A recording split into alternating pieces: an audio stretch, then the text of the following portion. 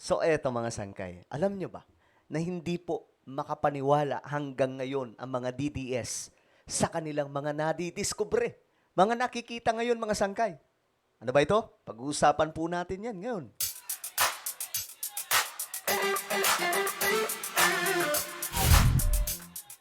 Hello guys, what's up? This is me, Sangkay Janjan, and we are back sa ating vlog ngayon.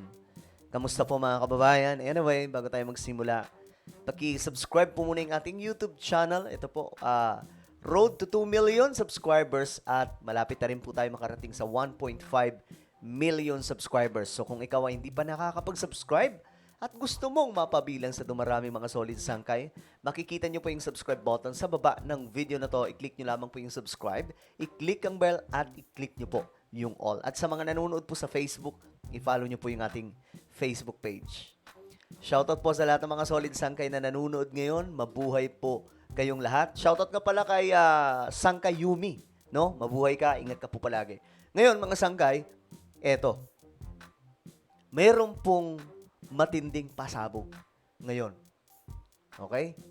Ito po ay na-discover ngayon ng dahan-dahan ng mga DDS. At ako po ay nagbabasa, mga sangkay, sa komento kung papaano po sila natutulala at nagugulat sa kanilang mga nalalaman ngayon. Ito ay sapagkat mga sangkay, nakita po nila na totoo ngang nag-i-exist itong mga pabahay ni Pangulong Bongbong Marcos. At ngayon, kanya-kanya na lamang po silang palusot, mga sangkay. Basahin po natin. Ito kasi napakagandang balita. No? Gusto ko pong itong malaman ng lahat. Good news, world class. Tatak Marcos pabahay. Nasa 90 na mga pabahay ang sabay-sabay na itinatayo ngayon sa buong Pilipinas sa ilalim ng malaking proyekto ni BBBM na 4PH program. Samantala, libu-libong mga housing units naman ang maipapamahagi sa taong ito. Ang programang ito ay bahagi ng pagpapatuloy at pagsasakatuparan ni PBBM sa blueprint ng kanyang ama. Ang pagbura sa squatters sa Pilipinas ang isa sa mga goal ng pamahalaan at upang mabigyan ng disenteng tahanan na abot kaya para sa mga Pilipino. Alam niyo mga sangkay, sa sobrang gulat nila. Alam niyo yung mga palusot nila? Hindi naman libre yan eh. May bayad yan eh.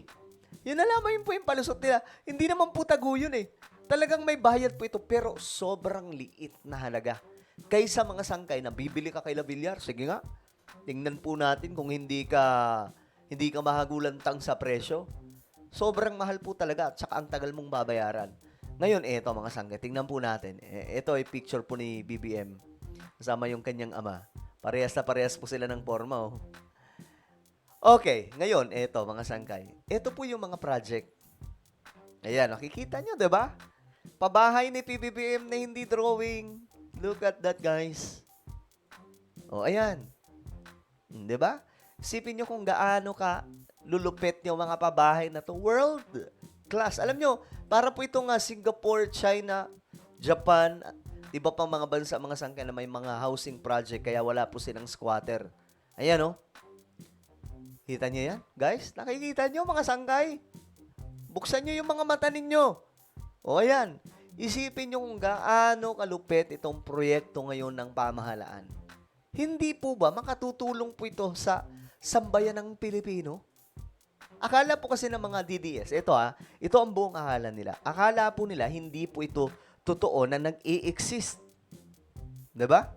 Akala po nila na hindi po ito totoong nag-i-exist.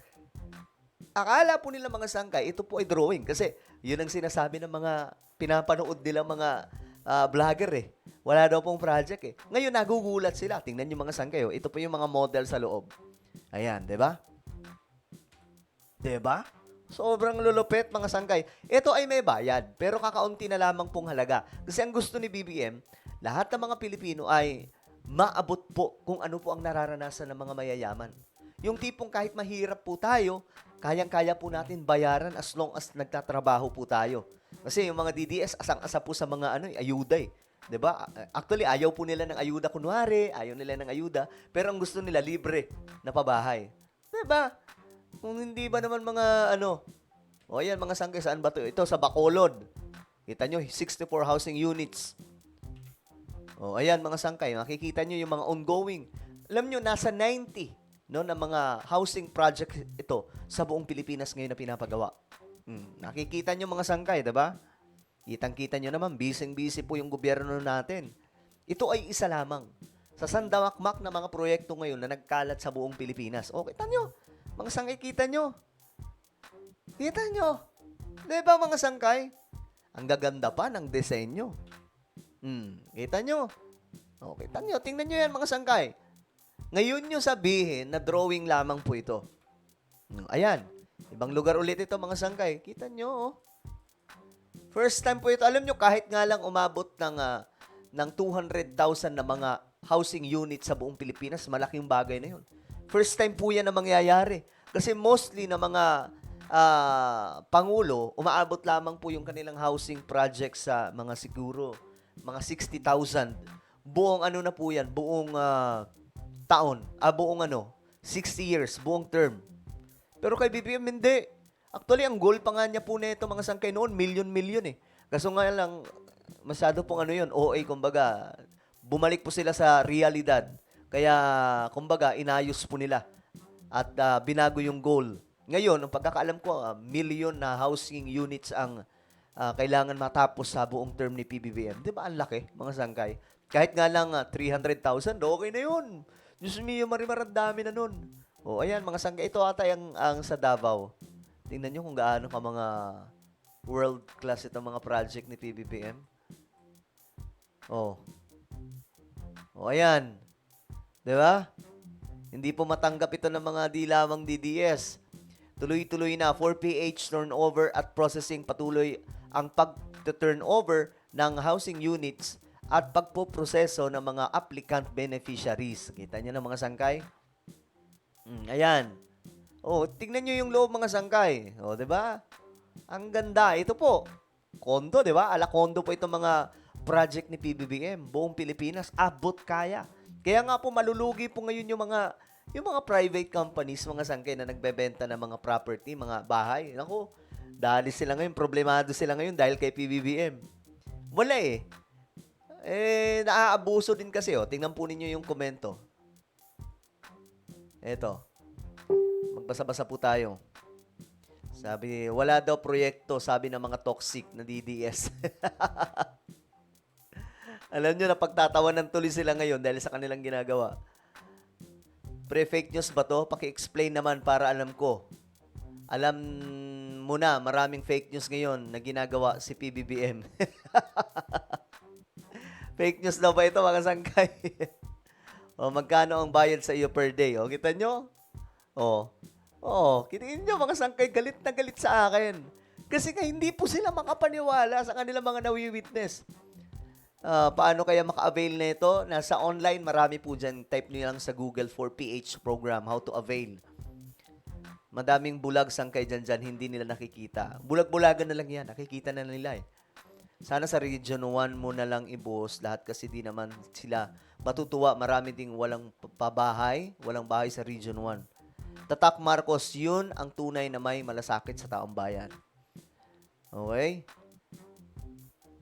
So, sabi dito, nagawa din daw ba yan ni PRRD? Actually, mayroon po si PRRD, pero hindi nga lang kasing dami nito. Kung nakakalula tong kay BBM, talagang grabe, sobrang lala yung dami ng pabahay na itong mga sangkay. Good job, Mr. President. Gahanap tayo ng comment ng DDS. Sabi dito, maraming ang housing project daw, pero 3 years na si BBM, wala pang natatapos. Kita nyo mga sangkay yung palusot nila? Wala daw natatapos. Ang mata nila karton, ang dami na pong natuturn over. This year nga po, nasa 8,000 na housing units ang matuturn over. Anong taon pa lamang po ngayon, mga sangkay, diba? 3 years pa lang, pang 3 years. Mabuhay ang bagong Pilipinas. Ito, mga sangkay, sabi dito, drawing yung 5,500 flood control project. Oh. Kita nyo mga sangkay, nagpapalusot na sila. Ang post about po sa project ni PBBM na housing project, pero ang kanyang pinost dito o kanyang komento, flood control. 'Di ba? Nagugulantang po sila ngayon para po silang nagpapanik dahil po sa kanilang mga nakikita. Masyado kasi silang nagpapaniwala sa mga fake news sa mga dilawang DDS eh. Hello PBBM, hanapin mo ang mga DDS at sila ang una mong bigyan ng pabahay. Sarcastic to ah. Masakit sa mata ito ng mga DDS. How sad. O ngayon mga sangkay, tingnan po. O ayan. Ito yung malaking ikinagulat ngayon ng mga DDS. Ayan po ha. Hindi po yan drawing, totoong nangyayari. Sabay-sabay na itinatayo sa buong Pilipinas. Yung iba na turnover na at marami rin pong matatapos ngayong taon. Kasama pa po yung pabahay doon sa Davao City. Ang lupit, di ba? Ano po ang inyong komento? Just comment down below. Mayroon po tayong YouTube channel, Sangkay Revelation. Hanapin nyo po ito sa YouTube. Kapag nakita nyo na, i-click nyo po yung subscribe, i-click ang bell, at i-click nyo po yung all. Ako na po ay magpapaalam. Mag-iingat pong lahat. God bless everyone.